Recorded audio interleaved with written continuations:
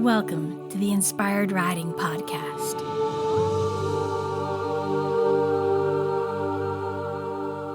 I'm your host, Beth Lauren Parrish. As a certified riding instructor, remote coach, and rapid transformational therapy practitioner, a powerful form of hypnotherapy, I'm here to remind you to slow down, trust your intuition, and really deeply listen to your horse. And this will make for the best co-creative dances possible, whether you're on the ground or connecting on their backs. Thank you so much for being here, and here we go. Hello there, Inspired Riders. Thank you so much for being here. Today, I am so excited to interview yet another amazing riding instructor. This is Cailin Messer. Cailin Messer grew up horseback in Glen Carbon, Illinois, where she and her family own and operate Glen Oaks Equestrian Center. Inspired by her experiences helping horses and people from a young age, Cailin graduated with a bachelor's degree in psychological and brain sciences from Washington University in St. Louis. This education sparked Cailin's desire to pursue horsemanship practices that consider the mental and emotional aspect of the human-horse relationship. With an ever-expanding interest in the horse industry, Cailin spent much time exploring and practicing her craft in the show arena, thoroughbred racing, colt starting, teaching, and veterinary medicine. Along the way, she found a real passion for riding horses in a way that aligns with her own personal values, talents, and abilities, and an even greater passion for empowering others to do the same. She offers this mindset and encouragement through her current business of educating horses and motivating their human counterparts. I'm so excited to interview her. And here we go. Cailin, thank you so much for being on the podcast with me. Thank you for having me, Beth. You're welcome. So we're going to focus, of course, on support for riding instructors. So my first question for you is, what do you love most about teaching? Well, my favorite thing about teaching is that moment when you see a light bulb go off, and that's either for the horse or the student. So I love it whenever students think they couldn't do something. They can't even imagine being able to climb a certain mountain, and then through some sort of transformation, we're able to show them that they're capable of so much more. And so to see that confidence come out through a process of learning is my favorite thing to bear witness to. It's so beautiful, especially when they push past their, I'm not sure I can, and then all of a sudden they light up. That's gorgeous. I love that too. Absolutely. And that so aligns with your name too, right? Inspired Riding. That there's this inspiration that can come from learning, and that inspiration just brings more confidence so that we want to keep learning. And it's this really beautiful cycle that just keeps repeating itself. Yes, and it's like a big moving puzzle that never actually gets solved, but you have these gorgeous pieces that come together, and you can appreciate that and keep moving forward. So it's wonderful. Thanks for noticing that about my business name. Yeah, that's beautiful. It is like a puzzle. It's a good way to put it. Thank you. Okay, so let me ask you, how have you shifted your way of teaching over the years? Well, when I started teaching, I really thought that I needed to be in the arena with a person on a horse, and I was talking the entire time. That I needed to be giving constant instruction, telling the student what to do and how to do it, and that was the best way for me to provide value. And what I've learned is that really people enjoy having this time and space to learn that doesn't involve constant instruction. So one mindset shift that I really made was to step back, that I can offer support to my students, and that really my primary job is to provide a safe and engaging environment, and that all of the techniques and skills that are learned can be done from the student's experience, and that I can stand back and allow a lot of that to happen. So I'm much more quiet in the arena than I used to be. And maybe don't give so much information because it seems to matter to the student for them to find some of that on their own through experience. That's beautiful. And that's how they become more empowered, where they literally stumble upon it and go, oh, that's what it's supposed to feel like. And then you can confirm that, right? Oh, yeah. And that's like that light bulb moment, right? When they get it and they realize they got it and you didn't have to give it to them.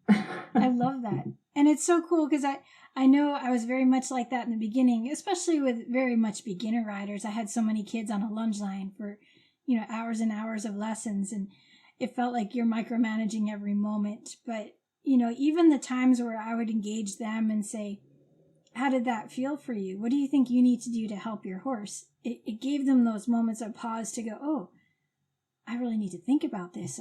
I can't be told what to do every second. I have to engage my brain as well. And so it's really, really fun to see that shift. So I'm glad you found those moments of quiet to allow your students to find those inspiration moments too. Yeah, because I think they know more than what we give them credit for, don't you? Absolutely. Yeah, and that's why I set up the lessons like, hey, if you have a gut feeling, if you have a little voice, if you have a knowing that something needs to change, just tell me. And I won't feel bad about it. I won't shame you for it. You need to let me know because I won't be able to sense that. I might notice you're holding your breath or you're talking too fast or you stop talking. And those are all signs that something's up. There's a disturbance in the force. We need to talk about this. So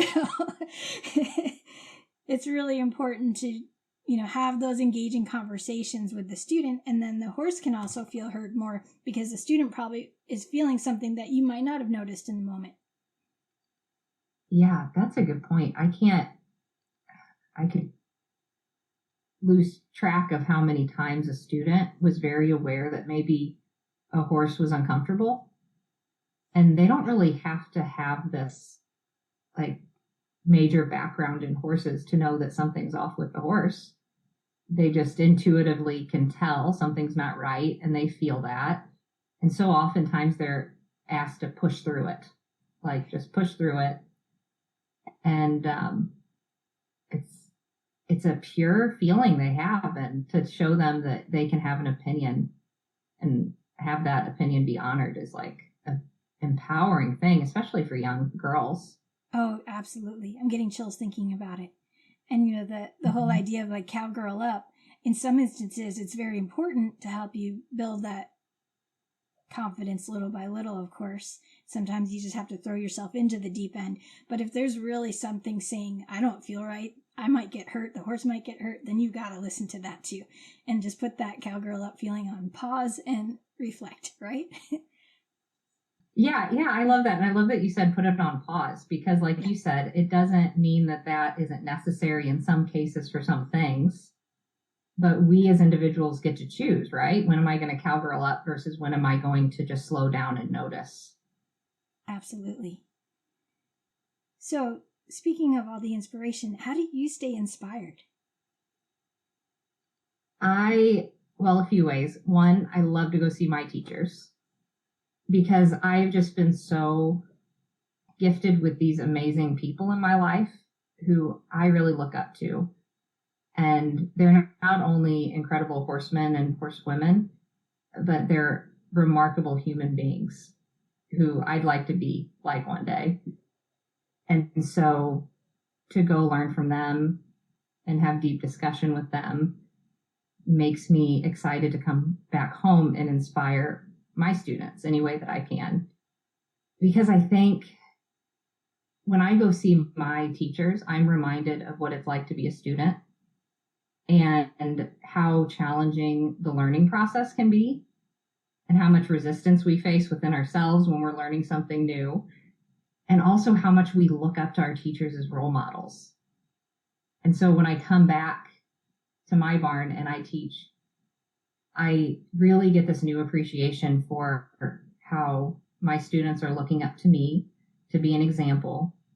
And then I also get these cool new things that I learned, right? This new perspective about horses or about a certain challenge or just a certain way of maybe using your seat, and then I get to share that with them. So it keeps teaching really fresh for me because I get to always add new spins into what we're doing.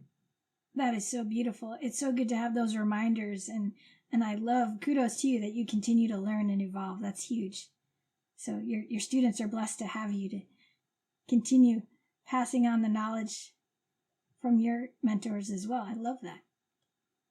Oh, thank you. You know what? They keep me honest because if something's not working, the horses and kids are going to tell me. Even if it's not explicit, it's going to be obvious.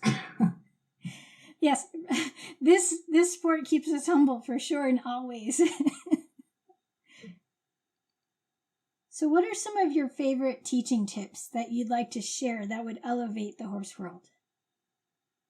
Well, one I might have touched on already a bit, that it's really important for us to give our students that time and space to learn through their own experience, that it's okay if they have successes and failures that we as teachers had nothing to do with.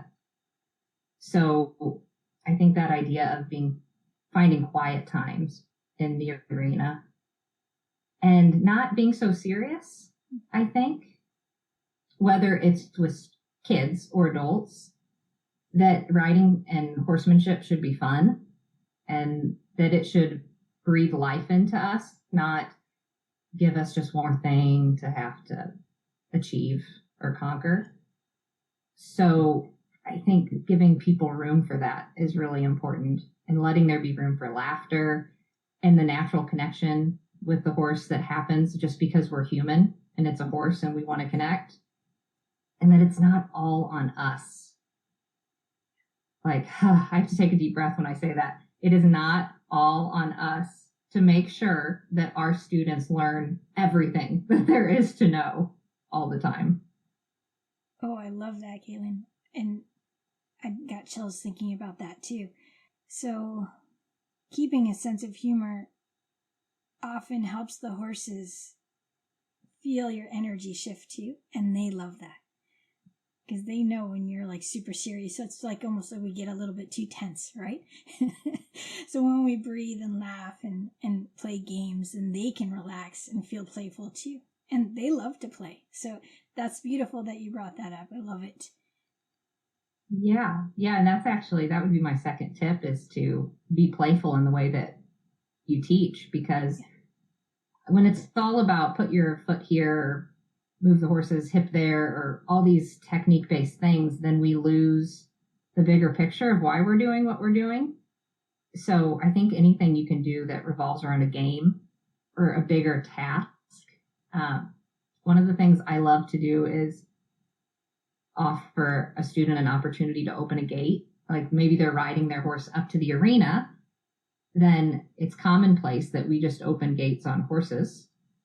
And then if they get stuck on that, then I just encourage them through that.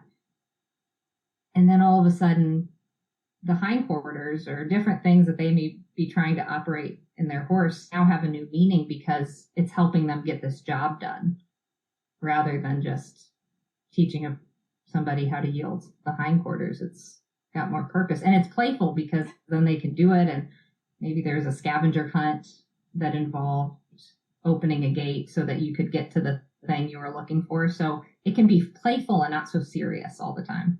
I love that. And it encourages you as a teacher to be really creative. And I'm sure that keeps things more jazzed up for the lessons too, which is awesome.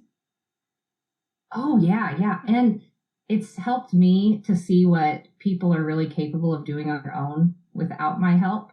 Because sometimes, they just figure it out. And, there's one girl that I said, oh, just go ahead and open the gate off of your horse. And she just did it. And it was beautiful. Oh, cool. And she figured that out all on her own. And she never knew that that's hard for some people. Nobody ever told her that it might be difficult. So she just did it. And to see her confidence boost because of that was so cool. So, and I didn't have to have anything to do with it, right? She just figured it out. So I got to see what she was capable of without challenging her. That's awesome. Did you say to her after, that's usually challenging for other people? Yeah, that's good. Yeah. Mm-hmm. it's always good for them to acknowledge that and go, oh, well, that was easy for me. And it's so good for them to feel that difference and feel that empowerment. So really fun. Yeah, I think so. And to just provide a place where they can discover things about themselves, like that particular student doesn't have anything she's like outstanding. She feels like she doesn't have anything she's outstanding at. So she found out that day, there's this thing that came easy for me. And it was fun to see that light bulb turn on her. That's so cool. And then I think my third teaching tip would be for us to really listen to our students and to hear what their concerns are and to hear what their goals are. And while we don't need to acquiesce to every request, because sometimes it might not be fitting for our program or what we believe in, there's always a message behind the words a person says. Maybe they want to canter and it's only lesson 3 and they're not ready for that. But maybe what they're telling us is, I want some freedom, or I want to feel a big movement that I've never felt before. There's something that they're trying to guide us to that they desire. But if we just hear, I want to canter, and we shut that down completely, nope, you're not ready for that yet. It's like, there's a lot of opportunity to dig into that question more. Why would you like to canter? What would that feel like, you think? And a lot of times they'll tell you a story about things they wish they could do that have nothing to do with cantering. It's just something about watching a rider canter or gallop on a horse inspires them. And that's maybe listening is a skill to unlock our students' desires so that we can serve them better as teachers. Oh, that's gorgeous, Cailin. I love that. What a beautiful reminder. Yeah, and just keep asking more clarifying questions, and then you really get to know the heart of what's going on with your clients. So, yep. Yeah, and they do that with us, I think, quite a bit. The horses and the students, especially kids, they really listen and pay attention. And I think kids are not used to being listened to. They spend all day at school in this space where they need to really pay attention and sit at a desk and a lot of times be spoken to or spoken at, and they participate, and then they come to lessons and they feel like they need to sit down and be spoken at more. And when they find out that an adult will really listen to them and hear them, I think some shifts happen for their confidence. Definitely. I so agree. And most recently, I'm working with a student who is younger, and I always ask him, what he wants to do. Oh, I don't know. I'm like, he's just not used to taking that leadership role because everyone always tells him what to do. So then I just give him choices, and then he's like, oh, okay, I think I'd like this. So that helps set the stage. So you don't leave it wide open, and then it's just too many possibilities to choose from. So yeah. Oh my gosh, I love that. What choices might you give him? Oh, well, I could say, would you like to do some transition work, or would you like to, do a little figure 8, or would you like to, pretend you're a Jedi and your outside reign is the lightsaber to help set up your steady connection and flashlight, things like that. You just think of what do they enjoy in life. So obviously this kid loves Star Wars, and I'm very much a Star Wars fan. So I find, analogies like that to help remind them that they can, step into that Jedi power, step into that leadership role. And then all of a sudden, things are clicking with the horse. And I say, hey, look, now that you've made that clear decision, your horse can relax. She knows that you're on it. You have a plan.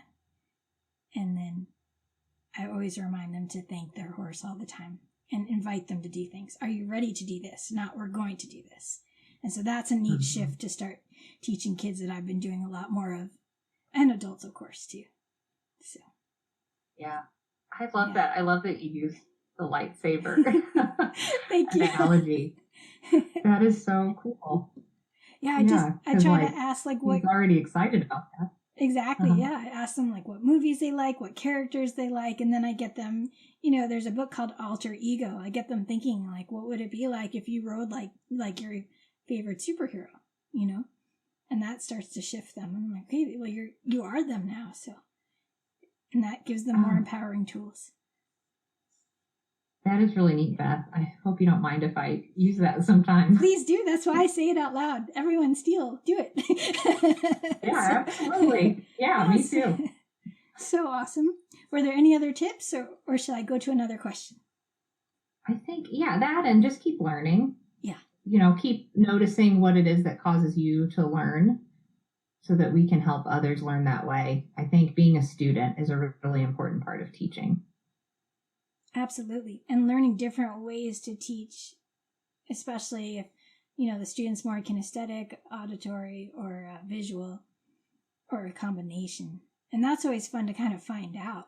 I found recently some of my online students couldn't get visuals, but they could get really good feeling tones for something. So instead of saying, I want you to imagine yourself trotting ahead, it didn't click for them. So I say, okay, I want you to imagine the feeling of a trot in your body. And they're like, okay, I can do that. So it's really interesting, the nuances of that.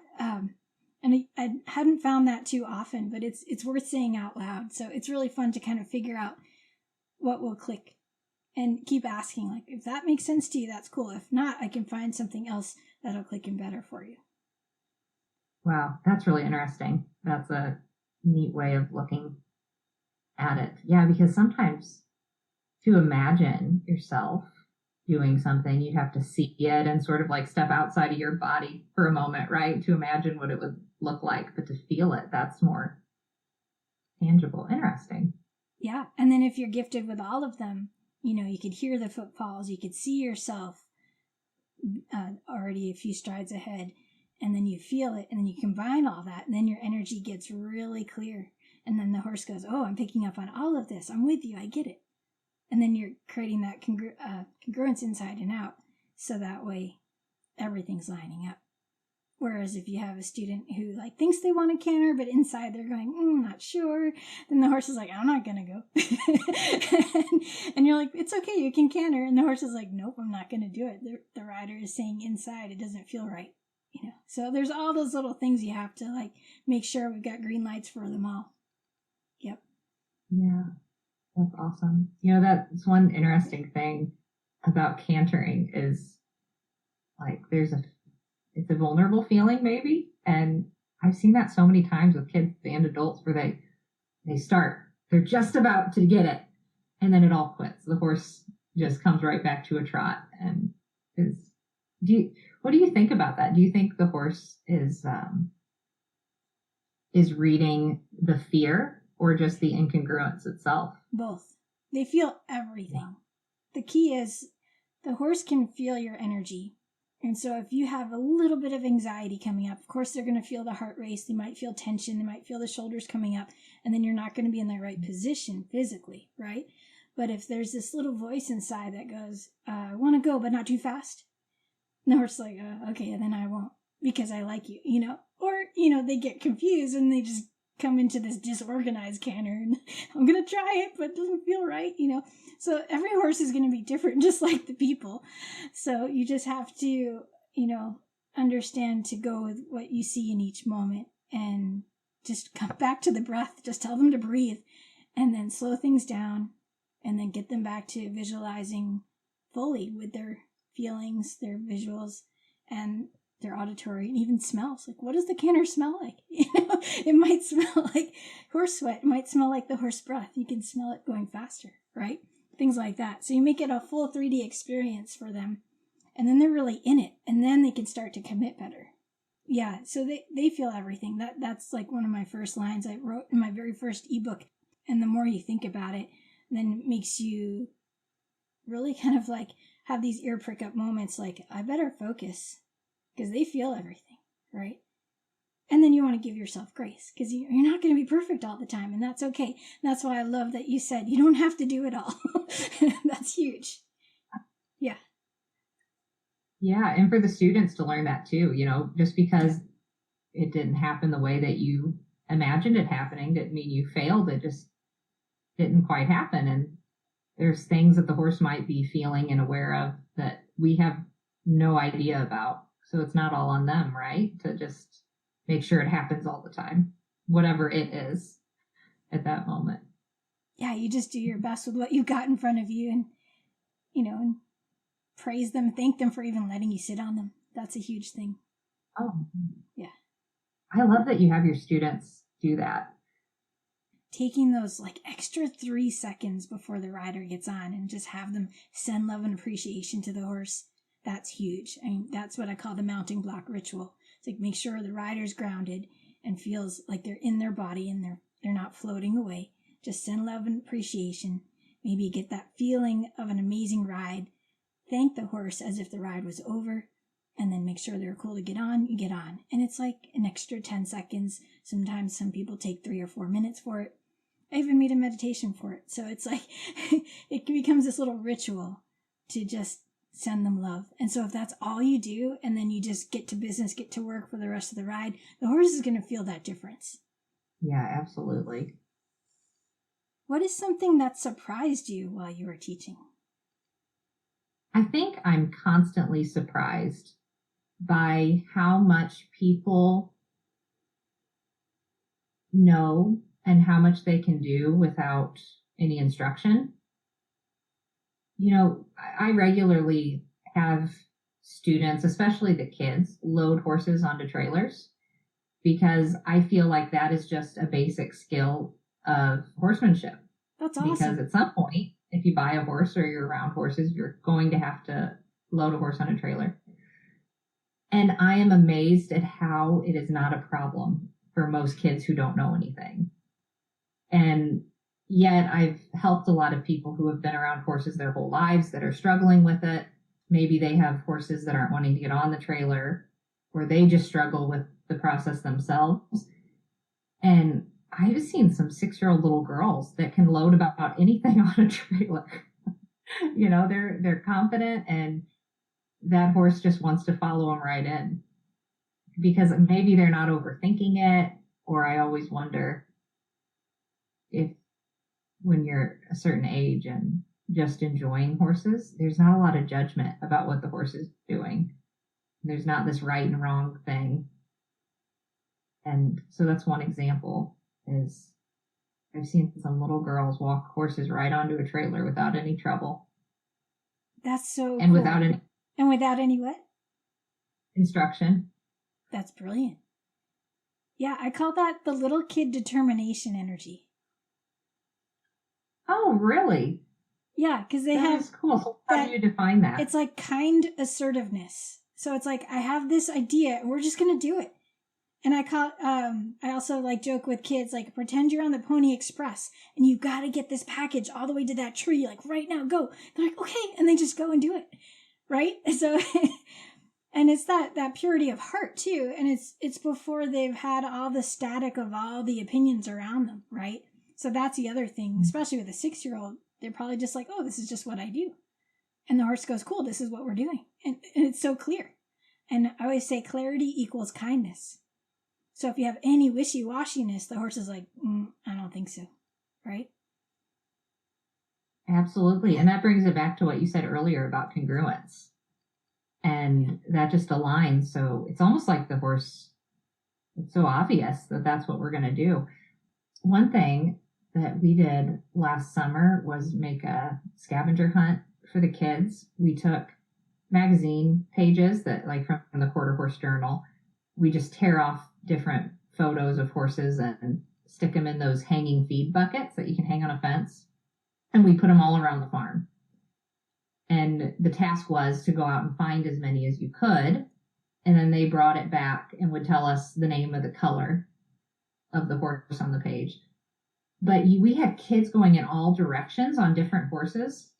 And they were just going. You never saw a horse try to take a kid to the barn or somewhere else because those kids' eyes were up and they were looking for that blue hanging bucket. That's brilliant. I love it so much.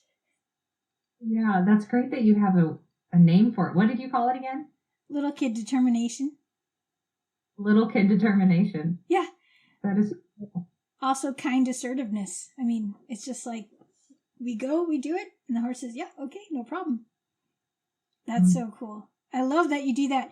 It reminds me of a game we played where we got all these like little plastic animals to like sit up on the fence of the arena. And then we put 2 buckets in the middle of the arena, and we let everyone go, and they'd have to go grab one of the plastic animals and put it in their designated bucket, and whoever had the most in their bucket won out of the teams. And yeah, there was no crashing. There was a lot of focus, and kids were having a blast, and the horses are like, okay, we're just going with this. You know, it's a little weird, but okay. Right. Yeah. Yeah. And they're just trusting the process. This is just what we're doing. And I wonder if a lot of that had to do with your kind assertiveness or your ability to be sure that this was going to work. So it just all kind of worked because they were following your lead and they trust you. Totally. That definitely That's helps. true. And, you know, coming back to like being a good role model, it's like you just say, of course you can do this. Let's go for it, you know? And if anything comes up, I'm there to step in and help. But that was fun to watch for sure. Oh, I bet. But I love that scavenger hunt idea. That would be fun for like summer camps too. I could see that. Yeah, they liked it. And, you know, it gave so much purpose to the other things we might do one day. Like if a bucket was hanging on a fence, there's 2 ways to approach the fence. Well, there's a few ways. One, you could get off your horse and walk to the bucket, or you could walk way out past the bucket and get parallel with the fence and ride up, right? Or you could move their hindquarters over, or you could side pass to get to the bucket. And so it caused, with some of the older students who were riding at a maybe a little higher level, it gave them more reason and more purpose for learning about different maneuvers and positioning for the horse, because now it's like, oh, well, if I can move their hindquarters over, then I can do a lot from their back without having to get off. Exactly. I love that. And this happened with one of my students recently. I was teaching them to turn on the forehand, and then he was like, I wonder if I can get closer to the fence to hop off. And I was like, sure, just be careful. And then all of a sudden he started doing his turn on the forehand. I'm like, see, your skills are working. He was so excited. I love it. Oh, that's really neat. Yeah. That's cool. I love that he took it to another level. Like he only added to what you had taught him there. Exactly. And I hadn't suggested it. I was like, okay, just be careful. You got this. You know, I just watched him do it. So, and that's the other thing is giving permission to your students to explore and even suggest things. As long as, you know, you feel safe with the horse and the rider doing it, I think it's fun to let them expand a little bit more that way. Oh, absolutely. Yeah, as long as we keep it safe and fun, that's exciting for a kid to get to sort of design their own learning experience, I think. Totally. Well, one of my favorite things, especially if a student has learned quite a bit already, in the beginning of the lesson, I'm like, how are you feeling? How is your horse feeling? What sort of things do you think your horse needs from you right now? What kind of exercises do you think you want to do to help them feel their best? And it really gets them thinking. It's so fun. So then they start creating the lesson plan that way. Yeah. Oh, wow. And how much does that take the pressure off of us? Oh, yeah. As teachers, right? Oh, yeah. I never have lesson plans. I might have a student suggest, hey, I want to work on this, and I'll grab like a book and review some of the specific things about it. And I have so many books. It's awesome. I just like to review and make sure we've got all the terms correct. And then I just let them go play. And then if it's not working, then I see it's not working. Like, hey, what do you think your horse needs next? Okay, let's do this instead. So it's very much like a conversation to help support the horse the most. And then the rider obviously learns from that and gets better that way. Yeah, absolutely. And it sounds like you're really fostering this culture where there's this active engagement and like adaptability where we don't have to do the same thing every time, and that it's valuable to listen to the horse and let that guide what you're doing. It sounds like fun. It's Your a lot lesson of program fun. sounds like a lot of fun. Thank you. I mean, of course I instill the basics, but we still add fun to it for sure. So thank you for that. Yeah. I love teaching all different kinds of lessons and students. So speaking of that, do you have a story about a favorite lesson horse that you want to share? Yeah. I had this horse that I don't teach on anymore, but she was one of my first lesson horses. She was a horse that I'd had since high school. And we called her Sweet Pea because one of my very first students, actually my first student, was around when she was 3 months old, and I asked her what she'd like to name her, and she named her Sweet Pea. That's adorable. And yeah, and this mare has always just been very, very aware of her surroundings, and yet she was able to be an outstanding lesson horse because she could be very aware but very grounded at the same time. And when kids got around her, she became even more grounded. And so she built up a lot of kids' confidence because they could walk, trot, lope, ride outside, do all of these things on her. And she had all this life. She wasn't this like a point and shoot trail horse type. She was very athletic. And it seemed like she enjoyed her job. And the reason she is significant is because she taught me so much about how to really listen to the horse when you're teaching. And the way I learned that through her was she was pretty green.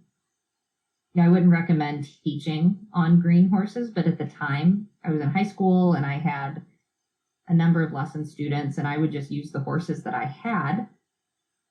And I really had to learn how to listen to her and how to set my lessons up so that kids could be safe while riding a horse that wasn't so advanced. She wasn't a schoolmaster. So I got to learn how to teach kids to put their hands down and hold, like we ride Western, so hold onto the horn and just find balance. And if you need security, you can hold onto the horn, but not the reins. Because as a greener horse, she was going to be way more sensitive to a child picking up and accidentally jerking or things that we do when we're scared. She would be more sensitive. So I knew that those things couldn't happen. And so I got way more clear on how to teach kids to ride. I mean, truly ride, not just sit on a horse and give cues, but really read the horse. And she just taught some kids that went on to be exceptional riders. And we've retired her because she struggles with navicular syndrome, and we just really honored her by taking her out of the program. She'd served us so well, but she's still a barn favorite. The kids they visit her, but they don't ride her, and that so does not take away from their attachment to her, which I really love. Oh, she sounds like a phenomenal caretaker. Oh yeah, absolutely. Yeah, she was. Still is. I had this experience with her one time where I was just having a bad day. It was like a lot was really weighing on me. And I went out to catch her. I think she was due for a trim. And she had been hard to catch at one time. And so, when you walk out and you're sort of ready for the horse to turn away, we get a bit defensive right off the bat. And she was standing at the round bale, and I just stopped and I started crying. And it was just all that pressure coming out. Right. It wasn't, nothing had happened. It was just that pressure. And she turned from the round bale and walked to me. And I don't even think I caught her and trimmed her feet. I just stood there and cried a little bit. And so she's pretty special. And so we just take care of her and love her. And she's probably my most significant lesson horse as far as the change I was able to see humans have through one particular horse, including myself. That's so beautiful. Thank you for sharing that. Yeah, thank you for asking. That's a great question. Oh, thanks. And I absolutely love that you developed empathy in those students because they had to learn that the horse may not understand everything that they're doing, so they need to be extra careful. So that is such a beautiful thing for kids to learn.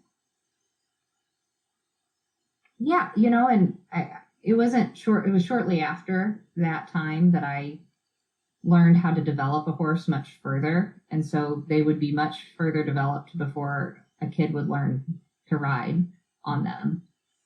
But boy, that time with her really taught me more about teaching kids to really ride a horse, not just push buttons. Because if you're not riding on a schoolmaster, there are no buttons to push.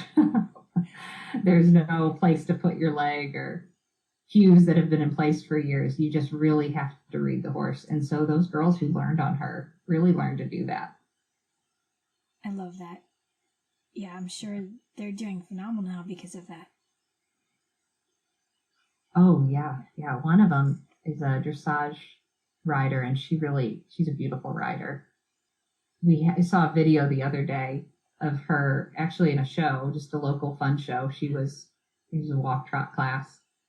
And that horse had so much life. I mean, ears forward, head up, trotting. And I think this student was maybe 7 or 8. And you don't see a child ride a horse with life like that, that's still connected to the person. And so I'm love seeing those things pop up because it's a reminder that we can connect with the horse without them being so trained that they won't make a mistake. Definitely. That is so beautiful. Do you have a transformation story about a student that you'd like to share? So I got the opportunity to work with this really incredible woman who was new to horses. And she owned a horse, but she didn't have all these ideas in her head about what you're supposed to do with a horse. And she didn't have a lot of opinions or experiences herself, which really caused her to be very open. So she was really willing to share with me any fears she had, any concerns, what her goals were, without this voice in her head telling her that they should be different.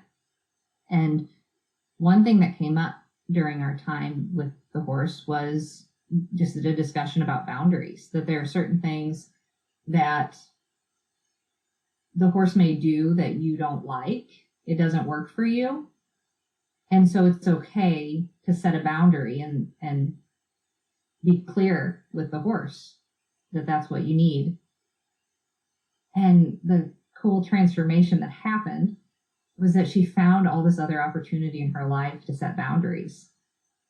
And yeah, it was amazing because she didn't realize that before. And once she started to notice it with her and her horse's relationship, she went back to the rest of her life and realized that there are all these other opportunities and how freeing that can be to the self to have some boundaries. And she shared that with me. And I'm forever grateful to her for sharing her authentic experience, because it so moved me to continue doing what I'm doing, because nothing that we teach we're not really teaching it. It's being taught through us. And so the fact that I got to be there and facilitate that change, be a part of the change, was really incredible. So I love that story. That's absolutely gorgeous. Yeah, I actually made a shirt that said, "Riding is life, the rest is minor details." So that goes along with it perfectly. I mean, everything that you learn with a horse can be applied to how you approach life. So what a gorgeous transformation. Thank you for sharing that. Yeah, absolutely. I thank her for sharing it, because you don't really know how you may influence somebody's life or how they may influence yours until it happens. And I feel like that's just what we're all here to do, is help each other. So her having that and sharing it with me helped me so much in ways that I don't think I could ever describe.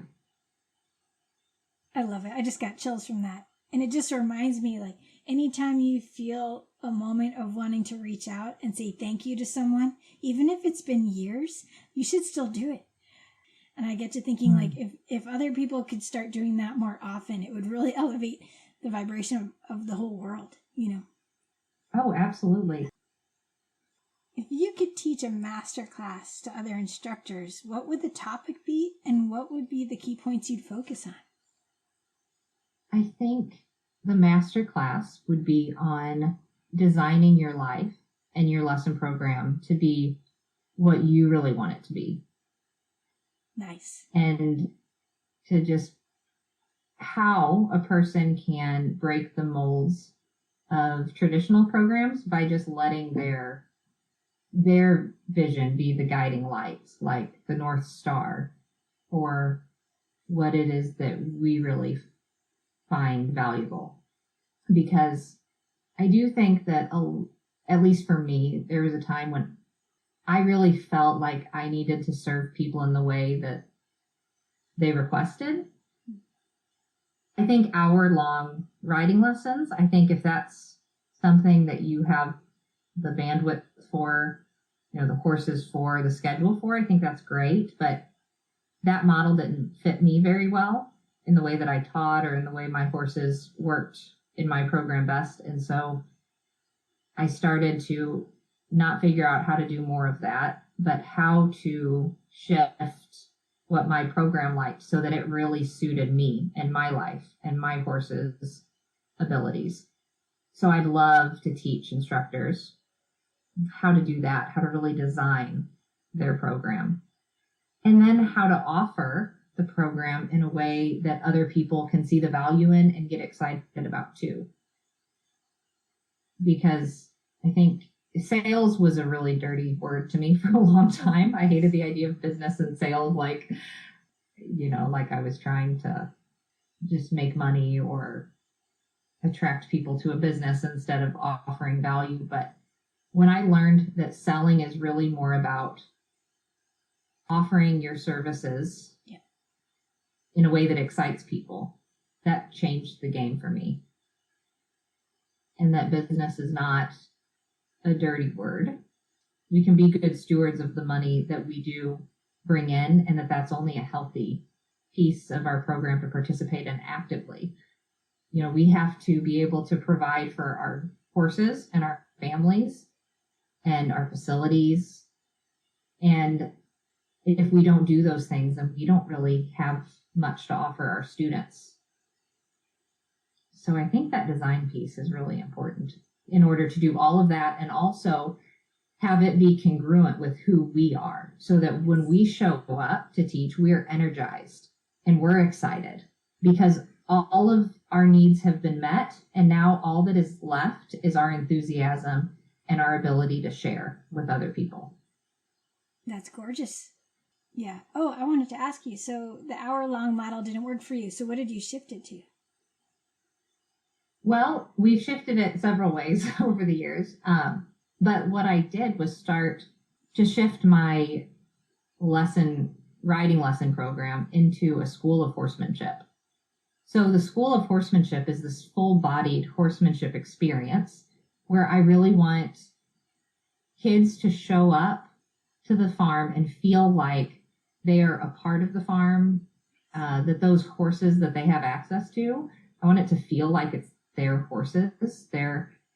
They make friends with the horses, they help take care of the horses, and they do it together as a group. And so the School of Horsemanship meets currently 1 day a week for 2 hours. And we've set up these stations where I have 2 other teachers who help me. And we set up these stations where we have maybe 3 to 4 kids working with horses one-on-one. And that's just one station, which is the horsemanship station. And then they may rotate to the horse care station, which is barn chores, stall cleaning, filling water buckets, putting hay in the stalls, looking around the farm to see what needs to be done. And then there's a third station, which is more of a theory, sort of miscellaneous station where they might watch videos about a certain horse sport, like cutting or reining or jumping. And then they get exposed to new things that may not be going on specifically at our farm, but they can see the world outside of our farm. That is so cool. Yeah, that station might talk about anatomy, or it might teach them how to get more mindful about just the way that they're presenting themselves. We've taught about body scans and grounding, how to ask questions, and actually they really enjoy that quite a bit. And it helps them when they get to the horsemanship station, because now they're a little more aware of how they're presenting themselves to the horse, or maybe they have some new goals that they didn't have before because they just watched the cutting horse futurity. So now they're excited about stopping and turning when they weren't before. All of this is so inspiring. I love this, Cailin. Yeah, so it's fun. And I think and thank you, but it's fluid too, because we make it very clear with our parents and with our students that we will always be changing things as necessary. And so while that's what we're doing right now, when spring comes, we may change it because our availability changes. So we allow that spring season to change the schedule in the school, which people are really open to. I didn't expect people to be so open to change, but that's because I was convinced based on traditional models, not what people actually want and are willing to help you do. Yeah, bravo for following your intuition and going with what lights you up. Because if you focus on what lights you up, it's going to light up everyone else. So that's awesome. Thank you. Yeah, I used to think that teaching lessons gave kids an opportunity to ride horses, which is true. And that's what parents wanted, was to see their kid on a horse for a whole hour. And now I'm learning, at least with the really awesome parents that are at our barn, I'm learning that the parents value a positive role model and somebody who's passionate about what they're doing, being around their children, because the kids just feed off of that. If they see somebody that they'd like to grow up to be like, that's a really big deal for parents. I think they want to see their kids have role models outside of their household and outside of the TV. Totally. Somebody who's real. Totally. That's beautiful. Yeah. And more parents like that, please. That's awesome. Yeah, they're out there. I'm telling you, they're out there. And I appreciate them so much because they're always advocates for their children. And I think they appreciate it when they meet a professional who will also advocate for their students and teach their students how to advocate for the horses. Yeah. Because that's a life lesson, right? To communicate clearly and to treat one another well with kindness. Yep, that's the most important in my book. Love it. Cailin, do you have anything coming up that you want to share with our listeners?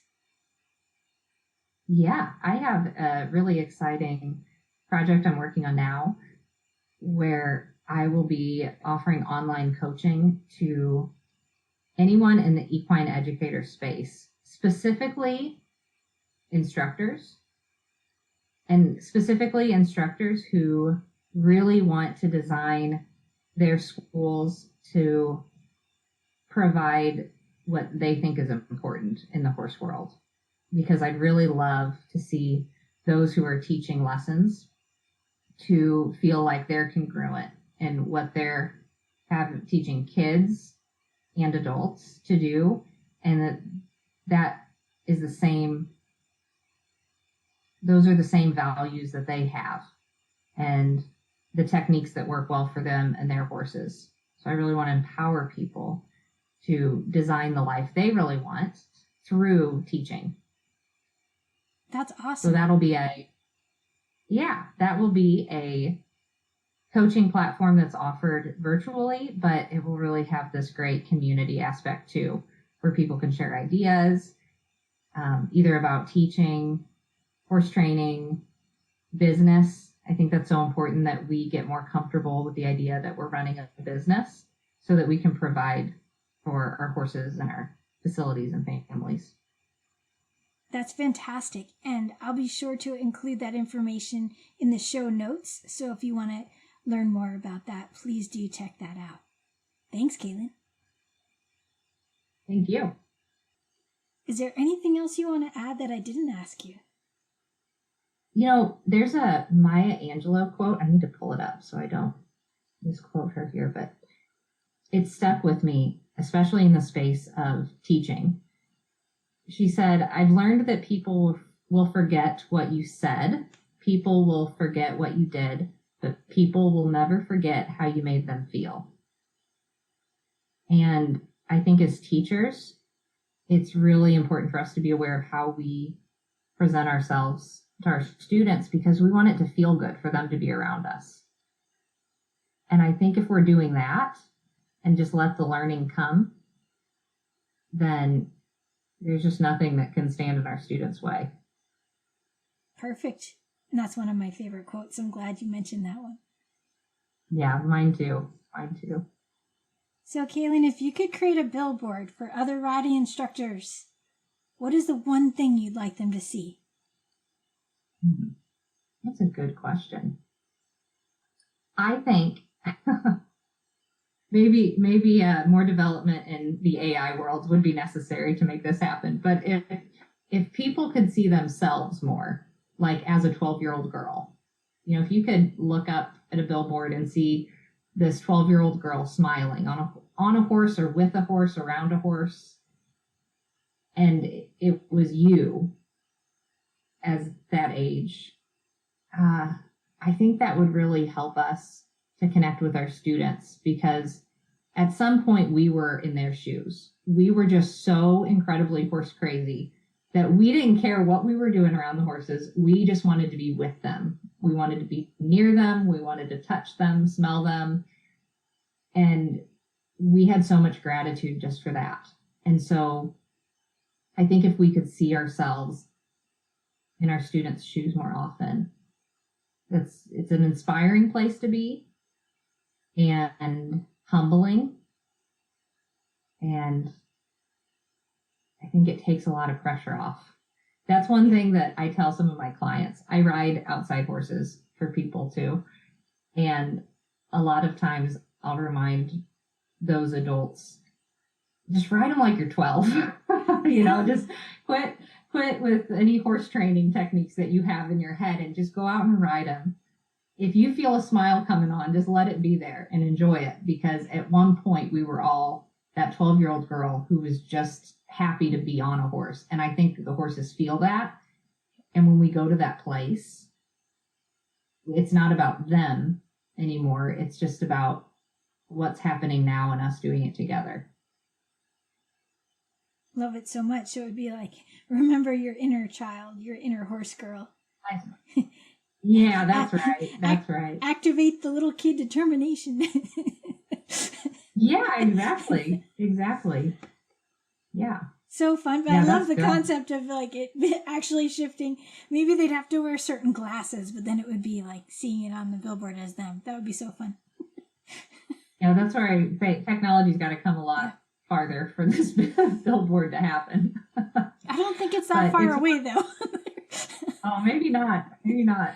No, but that idea, it's a feeling, that we want a certain space we want to be in where we teach, where we're open and we're excited and we're being a little kid right there with them. I love that so much. Yeah, sometimes all I do is right before a lesson, I'll just put my hand on my heart and say, what does my student need from me right now? How can I bring my magic forth? And then ideas will just start streaming in. That's the original reason I called it Inspired Riding, because I'm just inviting things to flow through me, like you said. It's really fantastic. Yeah. I've been around somebody who really inspired me, who said that he just wanted to have fun, and that whenever I feel like I'm getting a little serious when I'm teaching, I think, let's just make this fun. And it always ends up being fun, and the pressure comes off, and the horses seem to always do better. So brilliant. Well, I love all of your methods and what you're doing with your students, and I know that they're so blessed to have you. I feel so blessed to have you on this podcast today, so I really appreciate your time and your insights. Oh, thank you. I am really excited about what you're doing too, and I'm looking forward to speaking with you more about that, because I think it's so important for our community of instructors and trainers, clinicians, that we have a support system and we feel like we can grow together and collaborate. So I think it is really cool that you're helping people with their teaching and inspiring them. Thank you so much. I love it. And I know the more we do that, the more it's going to help all the people and all the horses that they get to interact with. Oh, absolutely. Yeah, absolutely. It's all about helping people and helping horses. Totally. Well, thank you so much, Cailin, for being on the podcast again. Thank you for having me. You're welcome. And thank you, everyone, for listening. Remember to lead with kindness for yourself and for your horse. And if you could, please write a review on your podcast platform. I would so appreciate it. Sending love to all, and may the horse be with you always.